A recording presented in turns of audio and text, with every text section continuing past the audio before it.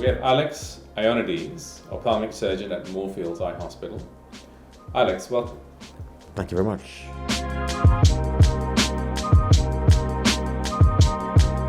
So Alex, tell us, what are dry eyes? Well, dry eyes is a very bad term because people who have dry eyes know they don't really have dry eyes. They have uncomfortable eyes that can be red and stingy, burny, they just want to close their eyes. But it's called dry eyes when really it's a disordered tear film.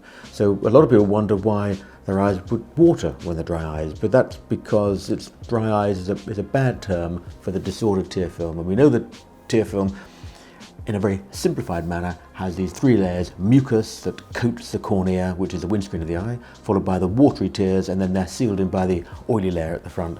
And when these all get disordered from a number of different causes, we tend to call it dry eyes, but it's a very bad term because it's very misleading.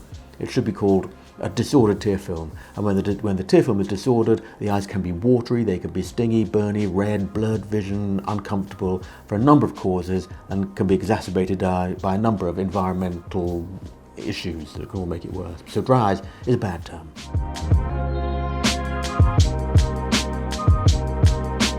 So Alex, tell us about the symptoms of dry eyes. The symptoms are discomfort around the eyes. They can be irritable, they can be itchy with an allergic component, they can feel like an eyelash in your eyes because the tears are not wetting the cornea properly. The tear film is the first thing that light comes into contact with when it's going to be focused onto the retina, and if the tear film is inadequate, it can be blurry, stingy, lights can be uncomfortable. People find it hard to work on a computer. They find that when they start to work or start to read, their eyes just want to close and they want to shut, and they can't carry on with their work. So it can really be quite intrusive. It can also make the eyelids swell up because the eyelids want to protect the cornea. And if the cornea is not being nurtured and healed by a healthy tear film, then the cornea is in trouble, and the lids want to help the cornea when they swell up and want to close up like a natural bandage. So you can have swollen lids, red eyes, you don't want to go outside, you don't want to work. It can become obsessive with some people and take over their lives and be miserable, whereas the vast majority of people will just have irritable eyes, and they're told they have dry eyes, so they put tears in. And other symptoms can be discharge around the eyes. You can wake up in the morning with sticky, dischargey eyes, and you can wipe it all away, and then come early afternoon, 2 p.m, you get a build-up of white, grotty bits pulling up in the corner of the eye. And this is because the mucus, the water, and the oil are all being shaken up like a cocktail in a bartender, so that instead of being clear water with a layer of oil, it's all mixed up into a dry, greasy discharge because there's not enough water in there, and that builds up this stringy discharge. It can also give rise to glare at night, dislike of bright lights. People who wear contact lenses, if they have an inadequate ocean of tears at the surface of the eye, find that the contact lens can't float semi-submerged in the ocean. There's a dry, inadequate tear film, and they have to wear the contact lenses less and less. Whereas before they could have worn their contact lenses from dawn till dusk, they now find they have to wear their contact lenses for shorter periods of time because it's just too uncomfortable.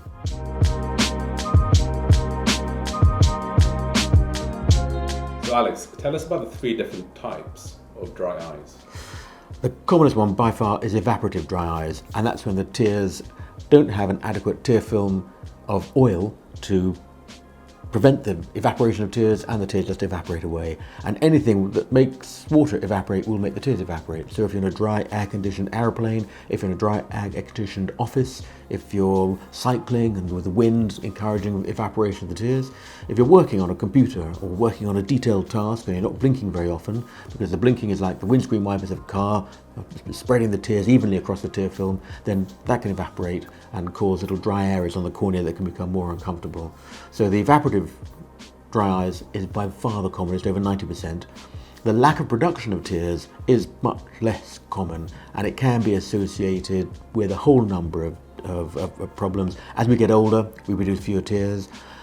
When women are slightly more likely to get dry eyes than men are, partly because of the decreased estrogens, progesterones and androgens later on in life with menopause, so they're more likely to get dry eyes.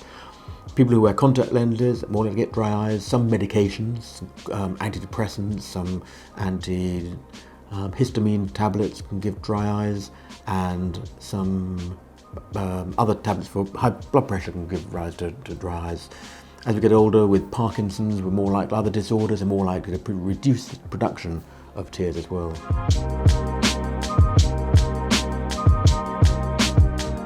So Alex, we've had a lot of questions in about why do your eyes water when you have dry eyes? Part of the misunderstanding about that, about the dryness and the water, is because of the term dry eyes. If it wasn't called dry eyes and it was called abnormal tear film, then we wouldn't necessarily think that dry eyes can't be watery. So if we don't call it dry eyes and we call it an abnormal tear film, the abnormal tear film is not nurturing the cornea adequately with the mucus, the water and the oil layer, and therefore the cornea becomes more uncomfortable, and therefore reflexly waters. The abnormal tear film starts to make it feel like you've got an eyelash in your eye, or it can be gritty, it can be stingy, it can be burny, and with all those symptoms, they reflexly water and tears to produce more tears. And that's why you get watery eyes and runny eyes with what is supposedly dry eyes. But it's the term dry eyes that is misleading people. It should be called an abnormal tear film.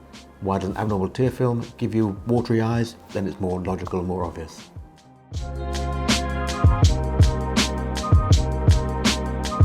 What are the best ways for managing and preventing dry eyes? Well, I imagine if people are listening to this blog, they already have some dry eyes and therefore they want to try and manage it as best they can.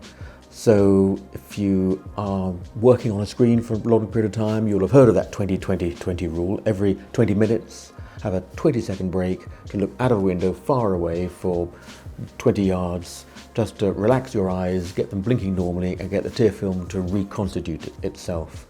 As well as that, you can, while you're working, try blinking more often, which is impossible to do, even though people recommend that all the time, just to help spread the tear film across the surface of the cornea. You can try not working in an air-conditioned office or stay away from the air conditioning, if at all possible. You can put humidifiers in rooms. Sometimes glasses help to keep a pocket of humidified air adjacent to the cornea to protect it a little bit. If you wanted to try to improve your diet, you could try to improve the omegas, because the omega oils help to constitute the lipid tear film, which helps to reduce the evaporation of the tears, and that's going to be in fish oils and nuts and other leafy vegetables. A normal healthy diet will help all that. Managing dry eyes, the commonest thing that people do is use drops, or more rarely sprays. The drops need to be preservative-free, because preservatives can be irritants to the corneas, and ideally they want to mimic the tear film as much as they can. Our tear film is made by us, which are biological human beings that create a magical tear film that I've mentioned before, which has been millions of years of evolution in creating, and to get that in a spray or a drop is very hard to do. But we've managed to create the drops and sprays that come as close to the tear film as we can, particularly that they are preservative-free, and also that they have a lipid, a lipoprotein incorporated in them to boost the functioning of the lipid layer to prevent evaporation of tears.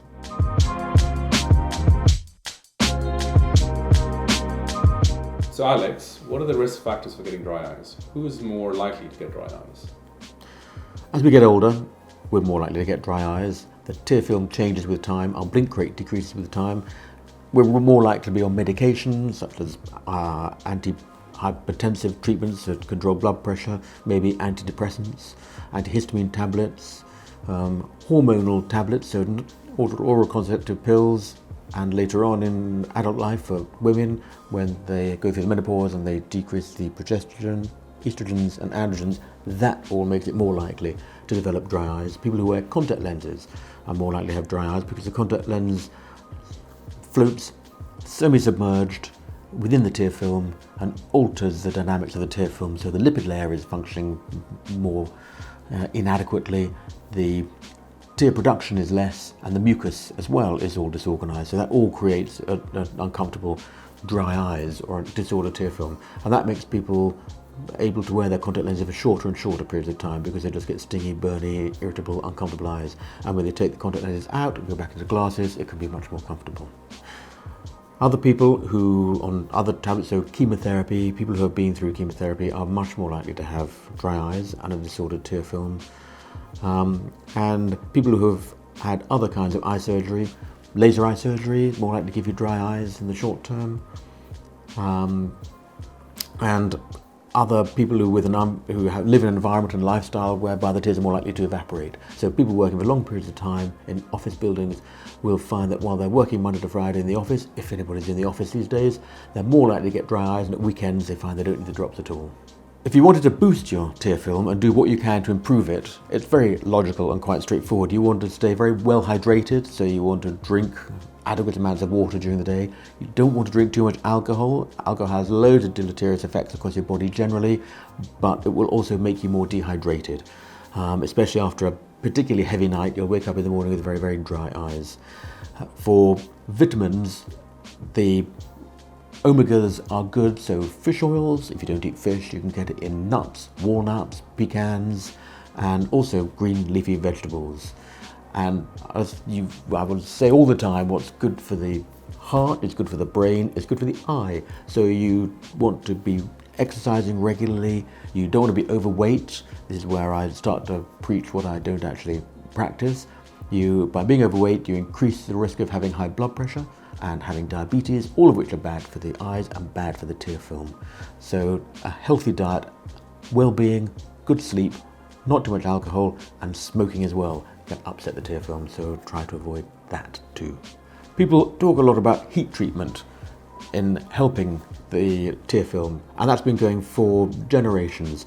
So warm compresses from just putting your eyes underneath the shower and closing your eyes and letting the shower water in the morning warm up the eyelids, all that helps because the meibomian glands secrete a secretion which is oily, like the consistency of olive oil. And sometimes in people as we get older, it can become more thickened, more like butter or more like toothpaste, and then it needs help. So by the warmth, it's like melting butter in a frying pan. It's not that warm, but it's just going to melt down the secretions to make them runnier. So some people will get a flannel, dip it in a basin of hot tap water and press it on the eyes and rub. So the heat helps to melt down the secretions to make them runnier, and the pressure helps to squeeze them out, almost like squeezing a spot to get those glands. And we've got about 20 or 30 in the top lid, 20 or 30 in the bottom lid, and the pressure helps to ooze the lovely nurturing oil out onto the tear film to help the tears. So a lot of people find that helps. An extension of that in more modern times is pulsed heat treatment, and there are some clinics now that you can go to where they can put a heat probe across the eye to warm up and compress the lids to squeeze out the meibomian glands to help to improve the tear film. These need various treatments, so it's probably easier to do it at home in a way, although the clinics are there for you if you want them.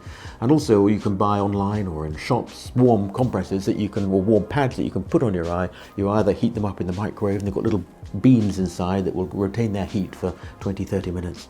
And all these heat treatments help.